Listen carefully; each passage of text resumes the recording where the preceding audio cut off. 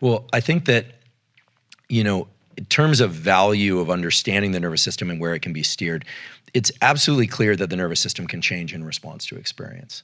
So this thing we call neuroplasticity is really that. It's the brain's ability to modify itself in response to experience. And I think it's important to understand that from birth till about age 25, the brain is extremely malleable in a kind of almost passive way where kids are exposed to things and the brain is just wiring up. I mean, the brain is really designed to adjust itself in order to be in concert with its surroundings and to optimize that, just the way we described a minute ago. Like the way that a child can learn a language very quickly or 3 languages. Play the guitar or something like that. Yeah, without an accent. Right. 3 languages without an accent. It's remarkable. You try and do that after age 25, it's very challenging.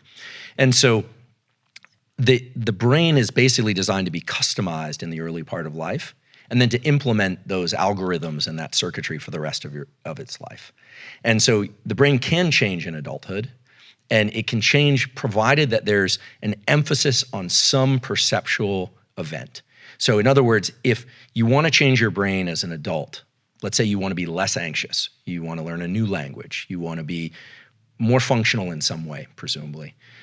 The key thing is to bring focus to some particular perception of something that's happening during the learning process. And the reason for that is that there's a neurochemical system involving acetylcholine. And it comes from these 2 little nuclei down in the base of the brain called nucleus basalis. All day long, you're doing things in a reflexive way.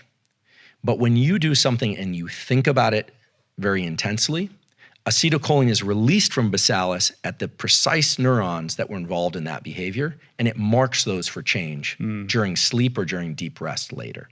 So for people that want to change their brain, the power of focus is really the entry point. And the ability to access deep rest and sleep.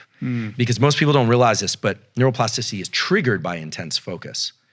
But neuroplasticity occurs during deep sleep and rest. And we can talk about how to optimize those different brain functions.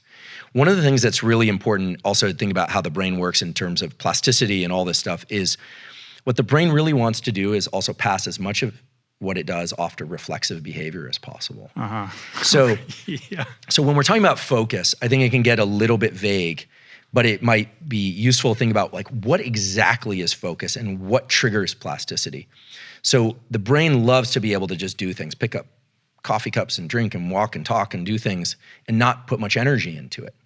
When we decide to focus, what the brain really does is it switches on a set of circuits that involve the frontal cortex and nucleus basalis and some others, and it's trying to understand duration, how long something's going to last, path, what's going to happen, and outcome, what ultimately is going to happen. So duration, path, and outcome. The events of early 2020 are a good example of this. One of the reasons why it's so exhausting to be alive in 2020 is because we are now having to pay attention to duration, path, and outcome. How long is this thing going to last? When are they going to open up all businesses? Did I touch that door handle? Does it matter? Right. Who are the experts? Are there any experts? There are a lot of questions, whereas normally we can just move through life without having to do all that analysis.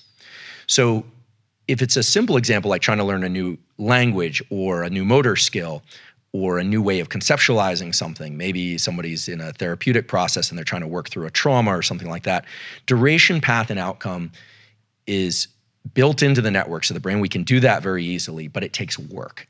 And it almost has a feeling of underlying agitation and frustration. And that's because the circuits that turn on before acetylcholine are of the stress system. So when you or I decide we're going to learn something and really dig in, norepinephrine, which is adrenaline, is secreted in the brainstem and in the body, and it brings about a state of alertness.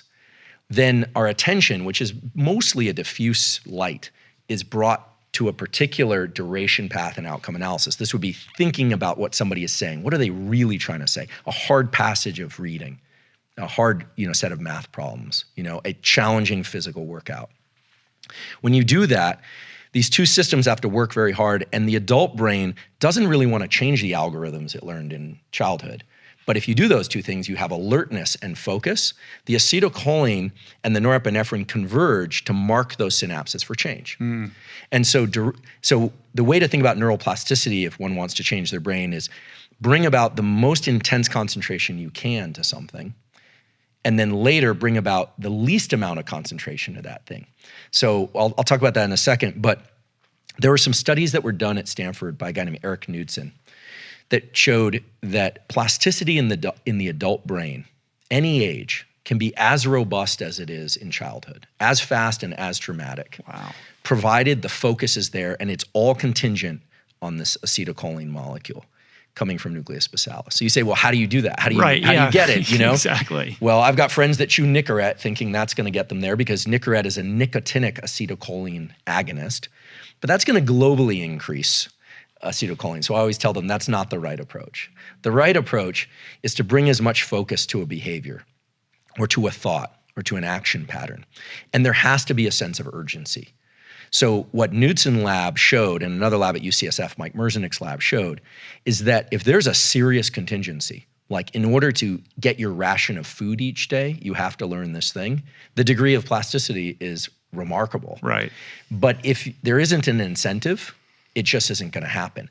So these circuits in the brain that Mother Nature set up are designed to be anchored to a real need. And people always say to me, well, should I do something out of love and a real desire to learn, or should it be out of fear? But either one works. The sense of urgency is just acetylcholine. It's norepinephrine. That's all it is. The brain doesn't have a recognition of whether or not something is pleasurable or not until later. Once you start accomplishing your goal, the reward systems like dopamine start kicking in.